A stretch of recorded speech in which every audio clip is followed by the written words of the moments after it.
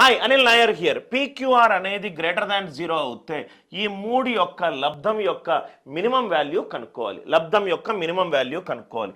Concept ఏంటంటే ఏదైనా చరరాశి తీసుకొని దాన్ని ఇన్వర్స్ చేసి 1/x చేస్తే మినిమం వాల్యూ ఎప్పుడూ కూడా 2 కంటే 2 ఉంటుంది అండ్ 2 దానికంటే ఎక్కువ ఉంటుంది. ఇది కాన్సెప్ట్. ఇది యూజ్ చేద్దాం. 3p దాని యొక్క విలోమము. ఫస్ట్ 1 2. 5r దాని యొక్క విలోమం కాదు. 5 కామన్ తీస్తే r ప్లస్ 1/r. 2q దాని యొక్క ఇన్వర్స్ 1/2q కాదు. 2 కామన్ తీస్తే q ప్లస్ 1/q. సో ఇది 2 5s are 10, 10 2s are 20. Variable and it's reciprocal. ఇదేమో 2. చర్రాశి దాని విలోమం 2. 4 20s are. ఆన్సర్ ఎంత ఈ క్వశ్చన్కి? 80. కాన్సెప్ట్ తెలిస్తే చాలా ఈజీగా సాల్వ్ చేయొచ్చు. చరరాశి దాని యొక్క విలోమము. మినిమం వాల్యూ ఎప్పుడూ కూడా 2 ఉంటుంది. చరరాశి గ్రేటర్ దాన్ 0 ఉన్నప్పుడు.